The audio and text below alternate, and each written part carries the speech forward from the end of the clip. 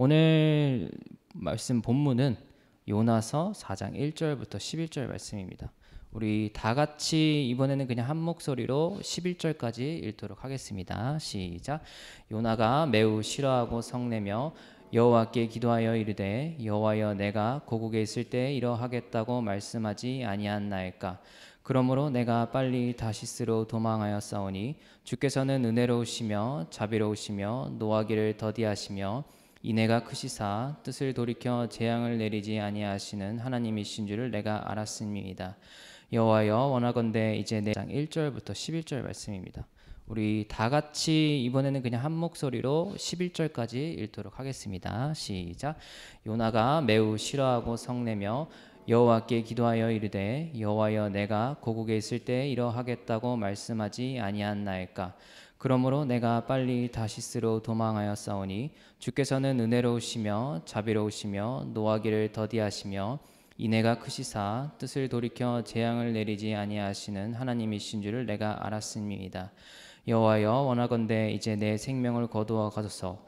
사는 것보다 죽는 것이 내게 나음이니이다 하니 여호와께서 이르시되 내가 성내는 것이 옳으냐 하시니라. 요나가 성읍에서 나가서 그 성읍 동쪽에 앉아 거기서 자기를 위하여 초막을 짓고 그 성읍에 무슨 일이 일어나는가를 보려고 그 그늘 아래에 앉았더라. 하나님 여호와께서 박넝쿨을 예비하사 요나를 가리게 하셨으니 이는 그의 머리를 위하여 그늘이 지기 그의 괴로움을 면하게 하려 하심이었더라. 요나가 박넝쿨로 말미암아 크게 기뻐하였더니 하나님이 벌레를 예비하사 이튿날 새벽에 그 박넝쿨을 갉아먹게 하심에 시드니라. 해가 뜰 때에 하나님이 뜨거운 동풍을 예비하셨고 해는 요나의 머리에 쪼임에 요나가 혼미하여 스스로 죽기를 구하여 이르되 사는 것보다 죽는 것이 내게 나으니이다 하니라. 하나님이 요나에게 이르시되 내가 이 박넝쿨로 말미암아 성내는 것이 어찌 옳으냐 하시니 그가 대답하되 내가 성내어 죽기까지 할지라도 옳으니이다 하니라. 여호와께서 이르시되 내가 수고도 아니하였고 재배도 아니하였고 하룻밤에 났다가 하룻밤에 말라버린 이 박넝쿨을 아꼈거든. 하물며 이 큰 성읍 니느웨에는 좌우를 분별하지 못하는 자가 12만여 명이요 가축도 많이 있나니 내가 어찌 아끼지 아니하겠느냐 하시니라. 아멘. 우리 오늘 제목 이게 제가 PPT를 했을 때는 분명히 가운데 맞췄는데 전체적으로 다 뭐가 오류가 있는데 시간이 없어서 수정을 못하니까 다들 감안하시고 여러분들 오늘 본문은 요나서 4장 1절부터 11절이니까 각자 여러분들이 가지고 있는 휴대폰을 좀 보시면서 했으면 좋겠어요. 왜냐하면 제가 결국 본문을 따라가면서 저는 설교하기 때문에 제 설교를 또 처음 들으시는 분들도 있을 것 같아서 이거 다 제가 의도한 건 아닙니다. 그러니까 별 의미를 갖지 마세요 여기다가. 그래서 제목은 우리가 하지 않았던 질문이라는 제목으로 오늘 말씀을 전하려고 합니다. 네, 또 이렇게 되죠.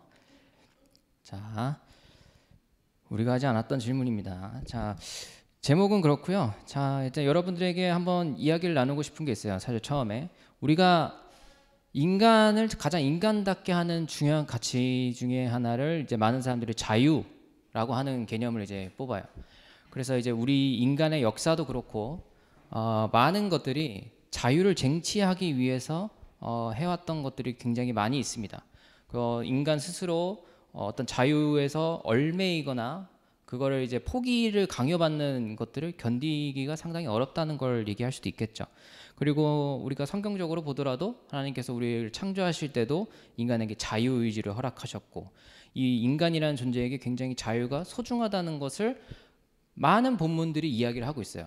근데 반대로 그 자유에 대한 개념들을 계속해서 이야기한다는 것은 자유를 그만큼 억압받고 있다는 것도 동시에 담보를 하고 있다는 거예요. 진리가 너희를 자유롭게 할 것이다.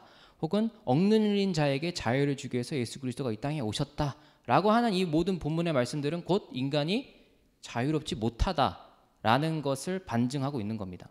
그래서 이런 것들을 해결하기 위해서 본문이 성경이 예수 그리스도가 이 땅에 오셔서 우리에게 자유를 회복시켜 주겠다라는 말들을 계속해서 성경이 우리에게 이야기를 하고 있는 거예요. 그렇다면 우리는 인간이 자유를 굉장히 중요하게 생각하는 것과 더불어서 자유를 굉장히 억압하고 있다. 어떻게? 스스로가. 인간 스스로가 자유를 억압하고 있다는 거예요. 과연 하나님께서는 자유를 주기 위해서 왔다라고 하시면서도 그러면 우리에게 자유를 억압하시느냐? 하나님은 그렇지 않죠. 그렇다면 우리에게 자유를 억압하는 존재는 우리 인간 스스로라고밖에는 얘기할 수밖에 없을 것 같아요. 그런 것들을 우리가 이제 다른 개념들을 이제 차용하는 사람들은 이거를 뭐 사탄이다, 뭐 이런 악의 개념들을 도입을 하면서 이제 인간 스스로가 아닌 어떤 외부적인 요인들에 의해서 우리가 자유를 억압받거나 이런 것들이 인간의 역사 속에서 나타나고 있다라고 이야기를 하지만 사실 그것이 주체라고 할지라도 어쨌든 그 대상이 인간에게 있고 그것을 행하는 도구적으로 사용될지라도 인간들 사이에서 자유를 억압하고 있다는 거죠. 그것이 대부분 권력이라는 이름의 하에서 이런 것들을 볼 때 이 권력에 저항하거나 자유를 쟁취하거나 자유를 누리거나 모든 것이 다 인간에게 자유가 무척이나 중요하다라는 것을 보여주는 것밖에는 되지 않습니다. 그만큼 우리에게 자유는 매우 중요하다라는 거예요. 그런데 이제 우리가 나 스스로의 자유를 굉장히 중요하게 생각하는 만큼 타인의 자유에 대해서는 얼만큼 생각하고 있을까라는 걸 한번 우리가 되새겨 볼 필요가 있습니다. 왜냐하면 우리 인간 사회에서 많이 일어나는 분쟁들의 원인들은 대부분 나의 자유를 어디까지 허용할 것이냐, 이 가이드라인을 어디까지 설정할 것이냐, 그러니까 나의 자유를 무한히 확장하면 결국 타인의 자유와 부딪힐 수밖에 없다라는 거죠. 그러면 어느 정도의 선을 우리가 유지하면서 우리가 타협하고 대화를 통해서 그 기준이 서로가 만족할 만한 지점을 찾는 것이냐, 이게 가장 우리 사회에서 중요한 합의의 지점이고 사회가 유지되기 위한 가장 기초적인 작업인 거죠. 우리가 뭐 가장 집에서 예를 들자면 층간소음 같은 것도 그렇고, 특히 내 집에서 내가 음악 크게 틀겠다는데 네가 뭔 상관이냐, 뭐 이러면 할 말 없어요. 근데 왜 그게 남한테 피해를 주면서까지 해야 되느냐, 나도 나에게 조용히 집에 있을 자유가 있다 라고 얘기하면서 이런 것들이 부딪힌다는 거죠. 각각의 사람들은 다 내 자유가 있다라고 얘기하면서 그런 것들을 행합니다. 그런데 그 자유가 결국 남에게 피해를 줄 수도 있다는 거죠. 결국 자유는 항상 좋은 개념은 아니에요. 자유가 지나치면 우리는 그것을 혼란스럽다라고 얘기하는 거예요. 자유는 중립적인 가치입니다. 그것만 가지고 우리가 항상 모든 자유가 좋다라고 얘기를 할 수가 없어요. 자유는 중립적인 가치고 자유가 올바르게 사용될 때, 가이드라인이 존재할 때 우리는 그것을 보고 그 상태를 질서 있다라고 얘기를 하는 겁니다. 그래서 그런 것들을 우리가 좀 구분할 필요가 있습니다. 자유가 항상 우리에게 긍정적인 것으로만 다가오기에는 인간들이 그것을 너무 악용한다라고 볼 수 있는 거죠. 하지만 어쨌든 우리가 이 성경 본문, 오늘의 본문을 보면서 제가 여러분들에게 드리고 싶은 말씀은 결국 이 자유가 중요하다는 건 모두가 알고 있지만 타인의 자유, 인간들 사이에서 자유도 우리가 어느 정도 생각을 하려고 노력을 합니다. 왜냐하면 그런 부분들이 우리들에게 부딪히는 경우가 굉장히 많이 있기 때문에. 그러나 우리는 하나님의 자유에 대해서는 얼만큼 생각해 본 적이 있냐는 거예요. 제가 여러분들에게 드리고 싶었던 질문, 그리고 우리가 하지 않았던 질문이 바로 하나님의 자유에 대해서는 우리는 얼만큼 고민해보고 생각해보고 받아들여지려고 노력을 해보았느냐라는 겁니다.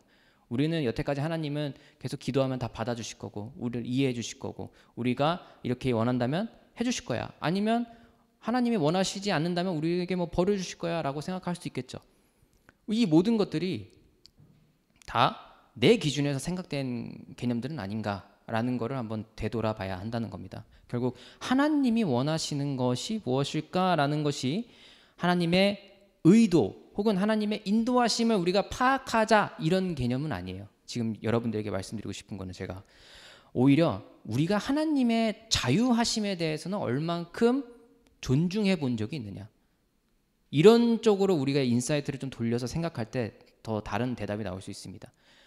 많은 전통적인 교회에서는 우린 하나님의 인도하심에 따라가야 된다, 뭐 하나님의 결정을 우리는 무조건적으로 순종해야 된다, 이렇게 생각을 하지 말고 아트교회 사람, 우리 성도들은 하나님의 자유에 대해서 우리가 얼만큼 생각해 본 적이 있을까라는 것을 했을 때 우린 다른 대답을 할 수 있다는 거죠. 그래서 요나서의 4장을 보면서 우리는 그 질문에 대한 대답을 좀 찾아보려고 해요. 우리가 이제 요나서 본문으로 이제 들어가 보면 먼저 이제 4장에서 우리가 계속 하고 있잖아요. 지금 이제 요나가 싫어하고 매우 성낸다라는 것이 이제 개역개정 본문에서 이렇게 나오고 있어요. 그리고 이 4장은 3장과 이어집니다. 우리 요나서 얘기는 다 아니까 뭐 제가 따로 설명을 드리지 않겠어요. 3장을 한번 볼게요. 3장과 이어지니까. 자, 여러분 이제 보시면은 제가 초록색으로 표시해 놓은 거 있어요. 이제 그 부분만 보시면 돼요. 그러니까 이제 첫 번째 1절 보면 두 번째로 요나한테 말씀한다. 그럼 첫 번째로 말씀하셨다는 게 있겠죠? 첫 번째가 있었으니까 여기 두 번째가 나오겠죠. 자, 처음에 니느웨로 가라 했는데 도망갔죠. 그래서 다시 와서 두 번째로 지금 또 말씀하시는 거예요. 니느웨 가서 선포해라. 갔어요. 니느웨 며칠 동안 걸어 다닐 만큼 큰 성읍입니까? 사흘이죠. 네, 사흘 동안 걸어 다닐 만큼 큰 성읍인데 4절에 보면 요나는 얼마 동안 다녔어요? 하루 다녔어요. 그러니까 사흘 다닐 것을 하루 동안 다녔다는 것은 이게 하나님의 말씀에 그대로 순종을 한 것은 아니다라는 거죠. 그리고 5절 보면 여기 요나가 여기서 다니면서 외쳐 이르되 4절에 40일이 지나면 니느웨가 무너지리라. 근데 5절에 니느웨 사람들이 하나님을 믿었다. 그리고 금식하고 굵은 베옷을 입었다. 하나님에 대한 얘기를 한 적이 없는데 니느웨 사람들은 어떻게 하나님을 믿었을까요? 이게 우리는 질문이 들어야 된다는 거예요. 그냥 우리는 아무 생각 없이 그냥 쭈쭈쭈쭈 이렇게 이어서 읽다 보면은 얘가 왜 이러지? 라는 생각을 안 하고 있습니다. 근데 우리가 조금 논리적으로 생각을 해본다면 요나가 니느웨에 가서 말씀을 전하면서 너네 망할 거야 라고만 얘기했지 하나님이 그렇게 얘기하셨어 라고는 얘기는 한마디도 한 적이 없어요. 근데 니느웨 사람들은 하나님을 믿었다. 그리고 금식 기도하고 굵은 베옷을 입었다 라는 거예요. 좀 의문이 들어요. 여기서 이제 이런 부분들이 있는데 이 본문들을 딱 보았을 때 우리는 제가 여기에 순서가 되게 헷갈렸네요. 자, 여기 10절에 6절 또 보면은 쭉쭉쭉쭉 이 사람들이 니네 사람들이 다 보면은 회개를 하고 있는 거예요. 지금 6, 7, 8 다 이렇게 하고 있는 겁니다. 그래서 9절에 하나님이 이 모습을 보시고 뜻을 돌이키사 진노를 그치시고 우리가 멸망치 않게 하시리라. 그렇지 않을 줄 누가 알겠느냐 한지라. 이게 이제 니느웨 사람들이 얘기한 거예요. 우리가 이렇게 열심히 회개 기도하면 하나님이 우리 용서해 줄지 않을지 어떻게 알아? 그러니까 일단 한번 해보자 라는 거예요. 지금 이게 구절을 보면. 그러니까 이 사람들은 우리가 이렇게 하면 분명히 하나님 용서해 줄 거야 라고 생각해서 한 게 아니에요. 뉘앙스가 지금 이렇게 해 주실 수도 있지 않을까? 있지 않을까? 그 가능성에 이 사람들은 다 걸고 회개를 했다는 거예요. 근데 10절에 보면 하나님이 결국 이런 것을 보시고 뜻을 돌이켜 그들에게 내리라고 말씀한 재앙을 내리지 아니했다라는 거죠. 지금 이 부분만 보면은 니느웨 사람들의 믿음이 요나보다 더 대단한 것 같다라는 이제 생각을 충분히 할 수 있는 내용들이에요. 이거를 그냥 이제 우리 내용만 딱 봤을 때. 자, 그러면은 4장으로 다시 돌아가 봐요. 그러면 근데 이 상황을 요나가 매우 싫어하고 성낸다라는 거예요. 니느웨가 구원받았다는 걸 굉장히 싫어한다. 그러니까 우리는 항상 성경을 읽을 때 맥락이 중요합니다. 그래서 제가 앞뒤를 항상 보면서 읽어야 된다고 이제 이야기를 하는데 보통 요나서가 4장이 이제 마지막이기 때문에 이제 3장을 우리가 지금 살펴본 거예요. 이 맥락을 알기 위해서. 왜 요나는 속된 말로 빡쳤는가? 요나가 왜 화를 내는가? 왜 화내죠? 니느웨가 구원받았어. 왜 니느웨가 구원받았는데 화를 냅니까? 이제 여러분들은 여기에 대한 질문이 드실 거예요. 안 들면 그게 이상한 거예요. 드실 겁니다. 그리고 왜 그럴까라는 이제 원인을 여러분 머릿속에서 지금 몇 가지 이유들이 스쳐 지나갔을 수도 있고 아무 생각이 안 들 수도 있습니다. 하지만 우리가 하나님의 성품을 생각했을 때 많은 사람들이 구원받는다는 것에 있어서 싫어하실 분인가요? 그건 아니죠. 그리고 하나님께서 이미 요나를 보내신 목적 자체가 니느웨를 구원해 주려고 보냈어요. 그러면 하나님의 목적이 성취가 됐어요. 왜 요나는 이렇게 싫어하나? 더 이해가 안 되는 거예요. 그래서 이제 우리는 요나라고 하는 인물에 대해서 불순종의 아이콘으로 보통 생각을 한다는 거예요. 왜? 고래 뱃속에 도망가고 거기서 정신 차려서 왔는 줄 알았는데 아직도 정신을 못 차렸다는 겁니다. 지금 결국 이 본문들을 봤을 때 우리가 요나에 대해서 가지고 있는 이미지가 사실 어느 정도 일치하는 부분도 있지만 딱 들어맞지 않는 부분도 있다라는 거예요. 이제 우리가 이거 본문을 좀 연속적으로 봐야 되는데 그리고 이 3장 10절 그 하나님께서 용서하셨다. 이 사람들에게 벌 내리라는 것을 마음을 돌이키셨다라고 하는 것과 4장 1절에 요나가 매우 싫어하고 성낸다는 건 히브리 문법적으로 연속적으로 되어 있는 겁니다. 이제 히브리 문법에서는 이걸 바브 연속법이라고 하는데, 그러니까 이것 때문에 이 이야기를 듣고 바로 요나가 매우 싫어하고 성을 냈다라는 거예요. 듣자마자, 그 이야기를 하시자마자 요나는 매우 싫어했다. 즉각적인 반응을 나타낸 거예요. 이 4장 1절에. 그래서 이런 것들은 이제 문법을 봐야지만 나타나지만, 그냥 여러분들이 딱 제 이야기만 들으셔도 요나가 정말 이 니느웨 사람들이 구원받는 거에 대해서 굉장히 싫어했구나를 알 수가 있다라는 겁니다. 그러면 이제 아까 얘기했던 질문, 왜 요나는 이토록 니느웨 사람들이 구원받는 것을 싫어했는가를 한번 살펴봐야겠죠. 그러면 일단 우리는 요나가 어떤 인물인지를 한번 봐야 됩니다. 1장, 2장을 다 볼 수 없으니까 그냥 우리가 다 알고 있기도 하고, 이제 요나와 이 배경에 대해서 좀 알 필요가 있는 거예요. 요나는 일단 북이스라엘 사람입니다. 그리고 니느웨는 아수르 혹은 아시리아라고 불리는 나라의 수도였어요. 그러면 우리가 알고 있는 성경 지식상으로 북이스라엘은 누구에게 멸망당했죠? 아수르, 아시리아에게 멸망을 당했습니다. 그럼 그 나라의 수도가 지금 니느웨입니다. 그리고 니느웨에 지금 오고 있는 이 요나의 시기를 봤을 때 우리는 언제로 보냐면, 지금 요나가 지금 어느 시대 때 사람이냐면 북이스라엘 왕 여로보암 2세 때의 시기를 보고 있어요. 이거는 열왕기 하 14장 23절부터 25절까지의 말씀인데, 여기에 요나가 나옵니다. 25절에 보면 아미떼의 아들 선지자 요나를 통하여 말씀하셨다라고 하는 걸 보면 여긴 동시대 사람이구나, 여로보암 2세 때 시기구나 라고 합니다.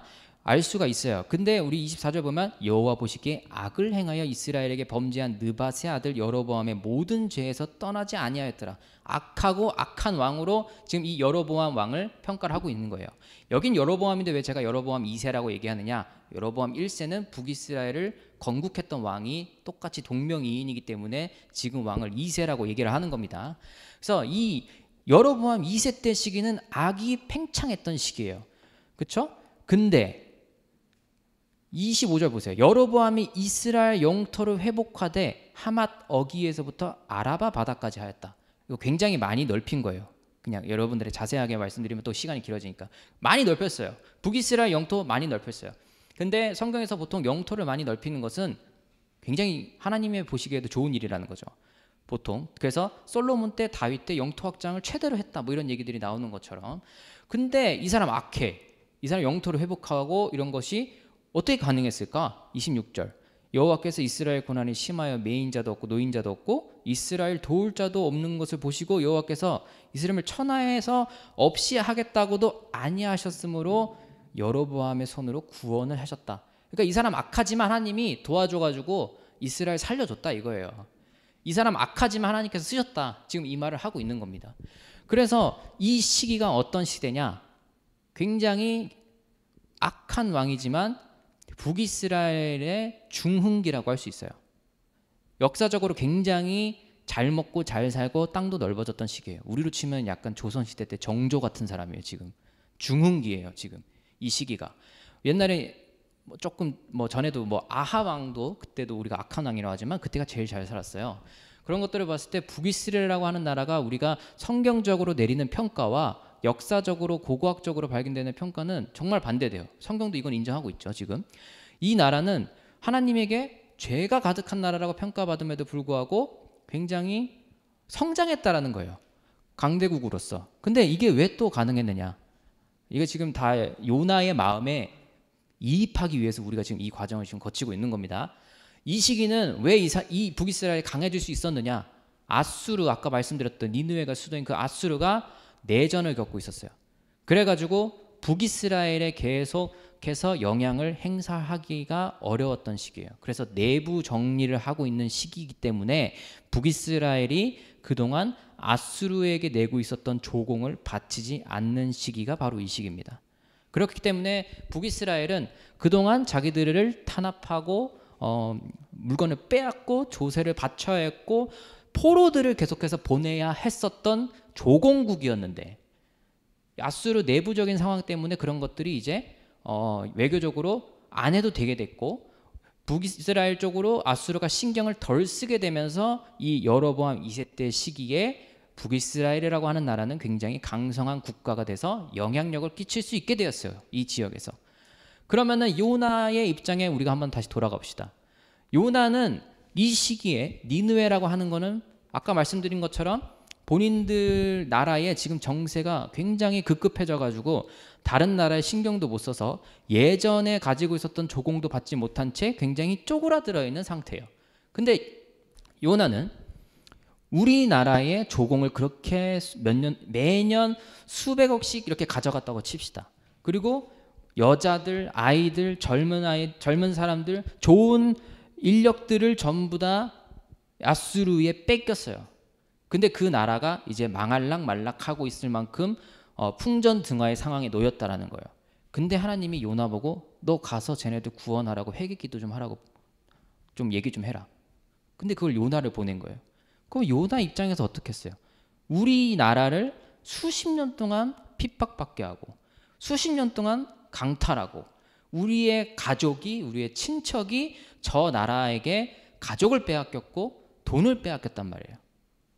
근데 거기로 가서 저 사람들이 구원받을 수 있도록 너가 좀 가서 말씀을 좀 전해라 라고 얘기를 하고 있는 거예요.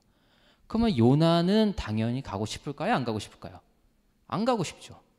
이게 요나의 당연한 마음이고 우리가 감정이 당연히 요나 편에 설 수밖에 없는 상황이에요, 사실. 근데 우리는 그동안 요나를 그냥 불순종의 아이콘으로 봐왔다는 거죠. 그러니까 우리가 본문을 볼 때 조금 상황적인 맥락을 볼 필요가 있습니다. 그냥 무턱대고 욕할 수 있는 사람이 아니에요, 요나가. 우리가 과연 요나 상황에 갔으면 욕을 안 할까요? 하나님한테 저렇게 얘기를 안 할까요? 요나가 얘기하고 있는 거는 우리는 불순종이라고만 볼 수 없는 이유가 또 한 가지 더 있습니다. 요나에게는 니느웨가 망하는 게 하나님의 공의로우심의 상징이었어요. 그렇지 않겠어요? 북이스라엘 백성이라고 하는 이때도 뭐 멸망당하지 않았으니까 사마리아에 있는 뭐 이런 개념은 없으니까 여기도 똑같이 하나님의 백성이에요. 무려 10지파가 이 나라에 있습니다. 근데 이 나라를 괴롭혔던 이 니느웨를 이제 망하려고 하고 있단 말이에요. 지금 얘네가 내전이 일어났어요. 그럼 이거를 요나는 하나님의 뜻이라고 생각하지 않았을까요? 이 나라가 망해가고 있는 이 현실이 하나님의 공의로우심과 정의로우심이 드디어 이 땅에서 나타나는구나. 우리 이스라엘 백성이 그렇게 고통받았는데 하나님께서 그 기도를 들으시고 결국 다시 아수르라고 하는 이 나라를 심판하시려고 하고 있구나 라고 생각하지 않았겠느냐 이 말이에요. 결국 요나가 가지고 있었던 이 마음은 우리가 불순종이라고 얘기하기보다 오히려 요나의 마음속에서는 하나님께서 이 땅에 오셔서 그분의 정의를 실현시키는구나 라고 생각할 수밖에 없다라는 거예요. 그런데 갑자기 요나한테 와서 너 저기 가서 사람들 구원받을 수 있도록 말씀 좀 전해줘 라고 얘기를 한다는 거죠. 그러면 요나 입장에선 굉장히 배신감이 들겠죠. 그럴 수밖에 없습니다. 그런 상황에서 내가 분명히 하나님의 말씀이 공의로우시고 하나님은 신실하시고 정의로우신 분이라고 나는 배웠는데 하나님께서도 그렇게 얘기하셨고 그것이 하나님의 속성이라고 본인이 인정하셨는데 그것을 무릅쓰고 니느웨 사람들을 도와주라고 하시는구나. 그래서 어떤 얘기를 합니까? 4장 2절에 이 얘기를 하는 거예요. 여호와께 기도하여 이르되 여호와여 내가 고국에 있을 때 이러겠다고 말씀하지 아니하나이까? 그러므로 내가 빨리 다시스로 도망하였사오니 주께서는 은혜로우시며 자비로우시며 노하기를 더디하시며 이내가 그 시사 뜻을 돌이켜 재앙을 내리지 아니하시는 하나님이신 줄 내가 알았음이니이다. 아, 하나님 정말 자비로우시군요. 칭찬하는 게 아니에요 지금. 이게 어떻게 더 드러나냐? 메시지 성경 번역을 한번 제가 가져와 봤어요. 여러분 다 같이 한번 읽어볼게요. 시작. 요나는 아가치미로 올랐다. 하나님, 네, 이럴 줄 알았습니다. 고국에 있을 때부터 이렇게 될 줄 알았습니다. 그래서 내가 다시스로 도망치려고 했던 것입니다. 주님은 지극히 은혜로우시며 자비로우신 분이라는 것을, 웬만해서는 노하지 않으시고 사랑이 차고 넘치며 벌을 내리려고 했다가도 툭하면 용서해 주시는 분이라는 것을 내가 진작부터 알고 있었습니다. 이거 칭찬입니까? 디스를 그냥 눈앞에 대고 하고 있는 거예요. 이게 비꼬고 있는 거죠. 네, 이럴 줄 알았다. 이런 느낌인 거예요. 이럴 거면 내가 이럴 줄 알아가지고 내가 안 온다고 했잖아요. 지금 이 얘기를 하고 있는 거라는 거예요. 요나의 분노가 이 번역에서는 굉장히 좀 잘 드러나죠. 우리가 개역개정이 좀 딱딱해서 그런데, 그래서 보통 본문을 읽을 때 한 3개 정도는 보면 좋아요. 물론 그건 어렵지만 3개 정도 보면 좋습니다. 그래서 메시지 성경에서는 이렇게 되게 탁 드러나게 나와 있더라고요. 그래서 제가 한번 가져와 봤어요. 그래서 결국 이런 부분들을 봤을 때 요나가 얘기하고 있는 부분, 니느웨 처벌받아야 된다, 니느웨 하나님께서 심판하셔야 된다, 이거 성경적으로 틀립니까? 죄 지은 사람 벌 받는 거 공의롭잖아요. 정의롭잖아요. 이거 틀린가요? 성경도 이거 얘기하고 있잖아요. 인과응보라고 하는 이 진리, 망고불면의 진리를 얘기하고 있어요. 근데 하나님께서는 이번에는 그러하기를 원하시지 않는다. 이번에는 우리가 이 부분을 한번 좀 생각해 볼 필요가 있습니다. 제가 이 부분에 대해서 우리가 좀 기억을 해야 되는 부분이 제가 처음 얘기했던 하나님의 자유라고 하는 측면이라는 거예요. 인과응보를 통해서 악한 자를 심판하는 것도 하나님께서 원하시는 거고 성경이 얘기하고 있는 진리예요. 하지만 죄인에 대해서 보듬어주고 다시 일어설 수 있는 용기를 주고 기회를 주고 있는 것 또한 성경이 이야기하고 있는 진리예요. 둘 다 진리입니다. 어느 쪽을 맞춰야 되죠? 우리는 그걸 알 수가 없다라는 거예요. 우리가 현실에서 그래서 양쪽의 얘기를 다 들어봐야 돼라고 하는 거 아닙니까? 우리가 이런 결정을 팍 해가서 저 사람 나쁜 사람이야 이렇게 얘기할 수도 있으니까. 이런 부분들이 우리의 현실이라고 하는 것이 굉장히 무자르시 나눌 수 없는 이분법적인 세계가 아니라는 것을 딱 보여주고 있는 장면이 저는 요나서라고 생각해요. 그래서 많은 사람들이 요나서를 하고 있으면 이 요나서 본문의 가장 핵심적인 내용은 이방인 선교야라고 하지만 그게 아니라는 거예요. 제가 얘기하기는. 요나서는 이방인 선교를 위해서 쓰여진 책이 아닙니다. 요나서는 하나님의 자유와 하나님의 진리와 인간이 생각하고 있는 진리가 부딪히고 있을 때 우리는 과연 어디에다가 주안점을 둬야 되느냐. 굉장히 심오한 얘기를 다루고 있어요. 굉장히 답이 한 번에 안 나타나는 질문을 요나서가 담고 있다라는 거예요. 그래서 우리가 이 요나서를 단순하게 읽어서는 안 됩니다. 그래서 이 부분은 우리가 계속해서 이야기를 해 나가겠지만 요나가 이렇게 화내는 거 딱 봤을 때 지금 이 하나님이라고 하는 존재를 자기가 하나님께서 이렇게 해주셔야 되잖아요. 왜 이렇게 안 하세요? 라고 이야기하는 것과 같아요. 그러면은 요나는 본인이 생각하는 하나님이 지금 이렇게 대화하고 하고 있는 하나님과 같다라고 보는 거예요. 그러면은 요나의 생각 속에 하나님은 갇혀 있을 수 있는 존재인가요? 내 생각대로 움직인다면 하나님은 하나님인가요? 이게 애매해지죠. 근데 내 생각이라고 하는 것이 성경의 말씀에서 보여지고 있는데 이게 부딪힌다라는 거예요. 어떻게 해야 될까요? 우리 신앙은 기준을 말씀으로 삼으라 그랬는데 말씀에 부딪히는 내용들이 있다는 거예요. 그래서 우리는 이거를 상황적인 맥락으로 풀어볼 수도 있고 아니면은 성경 본문에서 나타난 거를 저는 요나서가 나온 게 굉장히 다행이라고 생각하는 것 중에 하나가 이 부분입니다. 부딪힐 수 있구나, 성경 본문도. 하나님께서 원하시는 것이 양쪽으로 다 다를 수가 있구나. 죄인을 심판하는 것 혹은 용서를 구하는 자에게 자비를 베푸는 것. 용서를 구한다는 건 죄가 있다는 거니까. 이 부분이 둘 다 부딪힐 수 있구나, 성경 안에서. 그러면 우리가 이거를 오히려 판단하는 것이 교만한 것일 수 있겠구나 라고 하는 인간에 대해서 겸손을 가르쳐주는 본문이라고 볼 수도 있다는 거죠. 그리고 우리가 함부로 그것을 판단할 수도 없고 판단해서도 안 되고 그것에 대한 공을 우리가 하나님에게 넘겨질 수밖에 없는 것이 우리가 살고 있는 이 현실이구나라는 거를 보여준다라는 거예요. 이 본문이 없었다면 우리가 이 부분에 대해서 어떻게 받아들여야 됐을까요? 결국 누구 하나는 죽고 죽여야 되는 싸움이 일어날 수밖에 없다라는 거예요. 성경은 굉장히 저는 이런 부분에서 실용적이고 우리의 상황을 굉장히 많은 것을 이야기해주고 있구나라는 거를 볼 수 있습니다.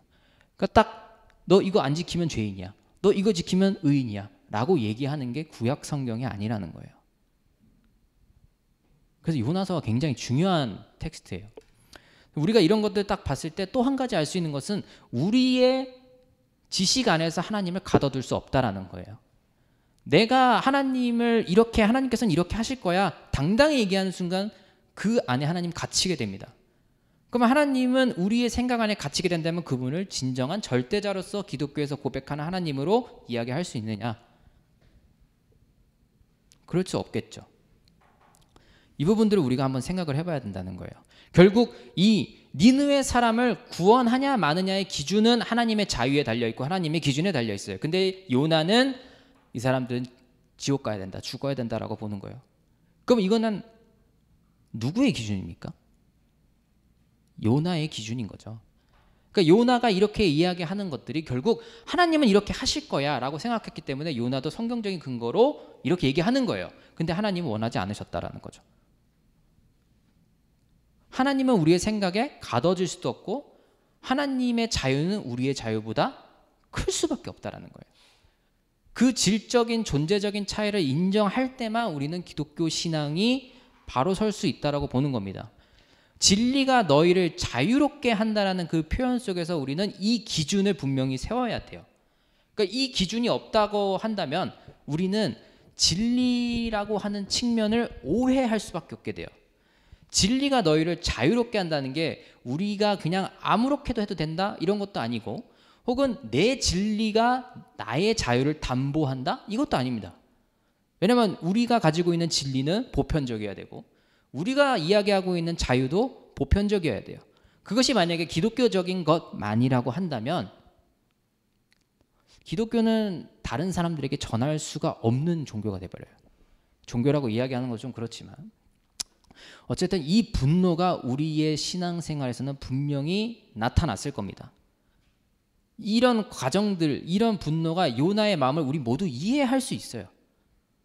왜? 우리의 삶 속에서 이런 상황들이 분명히 있었기 때문에. 저 사람 분명히 처벌받아야 돼. 저 사람 분명히 하나님의 심판을 받아야 돼. 근데 하나님께서 그를 용서하기 원하신다. 그럼 우리는 용서할 수 있느냐? 라고 하는 것을 우리는 한번 다시 생각을 해볼 필요가 있다는 겁니다. 그래서 이제 이 부분에 대해서 우리가 후반부를 한번 봐야 돼요. 지금 이 후반부에 대해서 요나가 구경하려고 올라간 거예요. 쟤네들 멸망하나 보자 갔어요. 그렇죠? 5절에 동쪽에 앉아서 자기 위에 초막을 짓고 그 성읍에 무슨 일이 일어나는 걸 보려고 했다. 자 이제 어떻게 되나 한번 봅시다 하고 지금 관광을 하고 있는 거죠.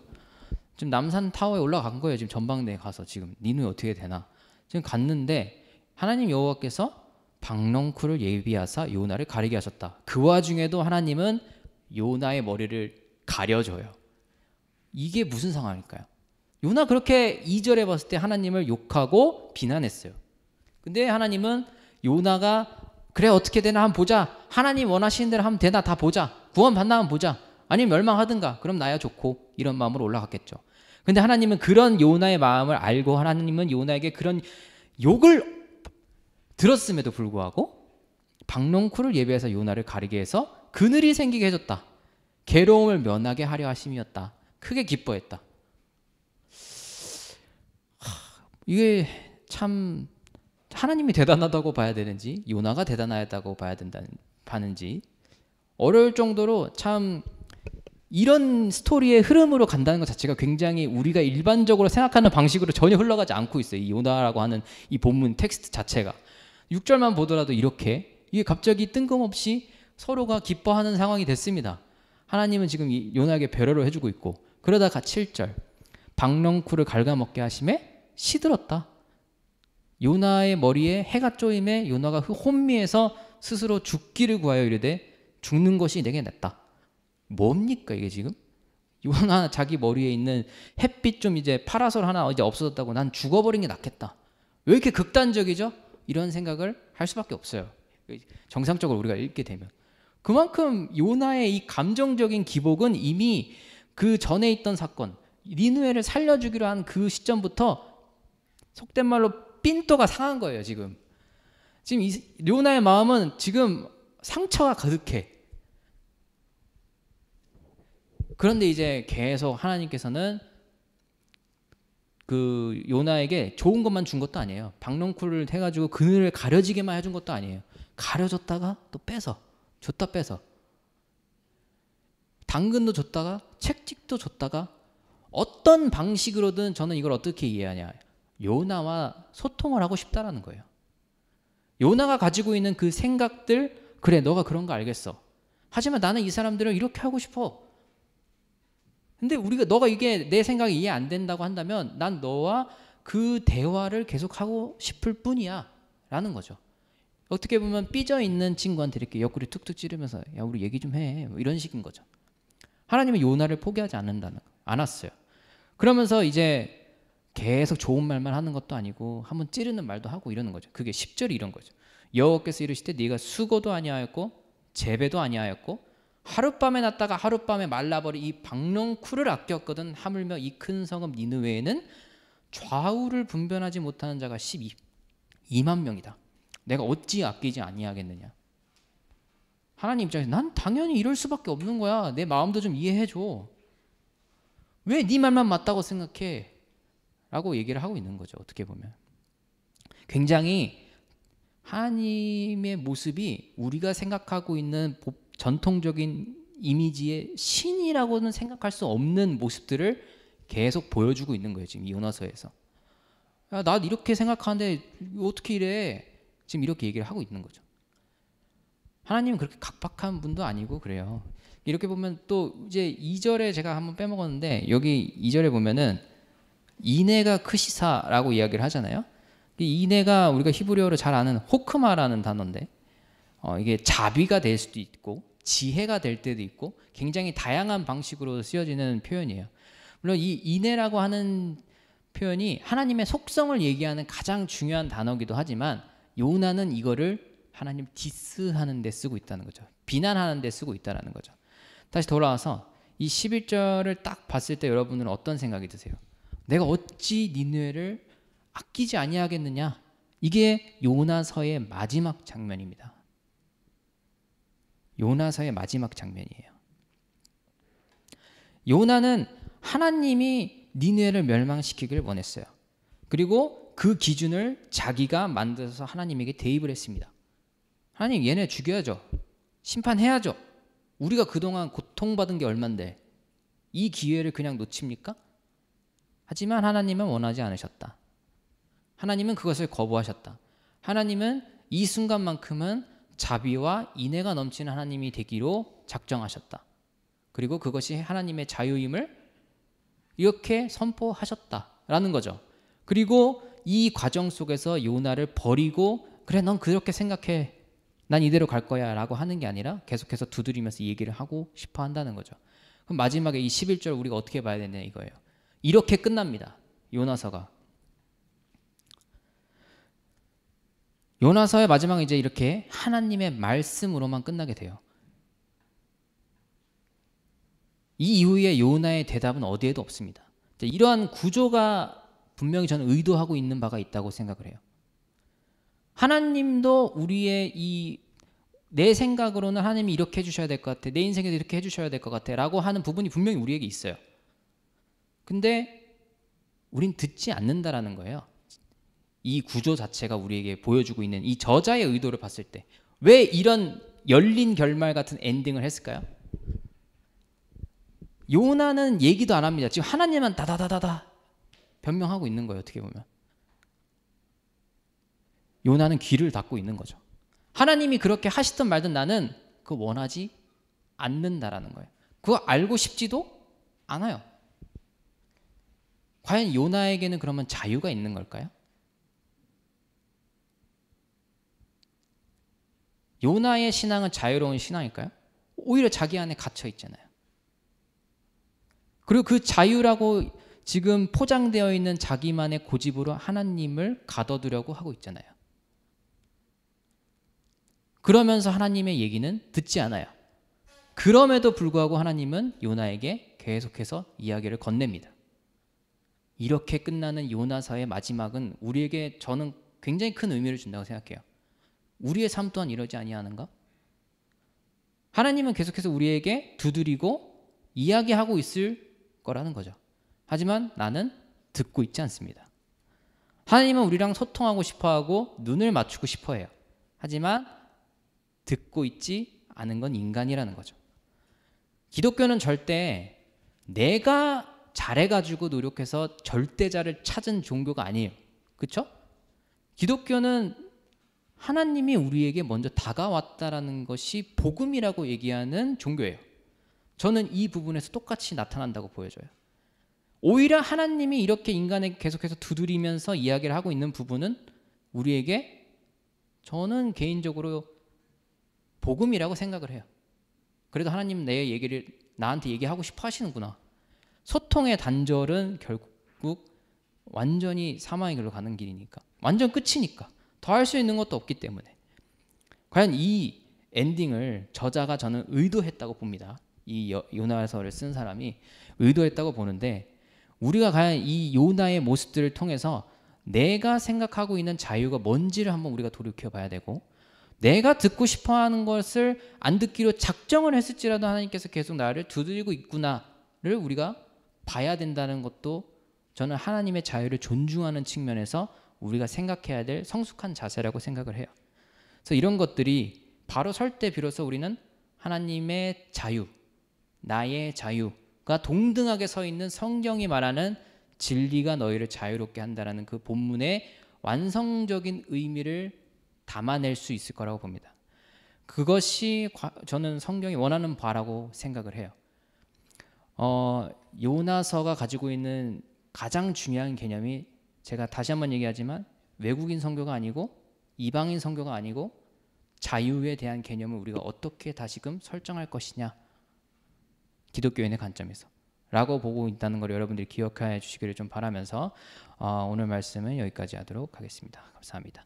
네, 오늘 설교가 좀 길었는데 어쨌든 저도 오랜만에 여기서 하더라고요. 보니까 여기서 아트교에서 한 1년 반인가 한 2년 만에 하긴 하는데, 그러다 보니까 주 목사님 설교랑 제가 이제 결이 좀 달라요. 그렇죠? 여러분 아시지만 제가 또 상주에서 왔다 갔다 하면서 하니까 좀 촉촉한 설교에 맞춰져 가지고 저쪽 분들에게 맞추다 보니까 그런 부분이 없잖아 있는데, 여러분들이 요나서에 대해서 제가 말씀드린 것처럼 또 새로운 관점으로서 봤을 때 우리가 나타나는 메시지를 잘 기억을 해주시길 바래요. 빨리 끝내라고 얘 이러는 건가 자꾸?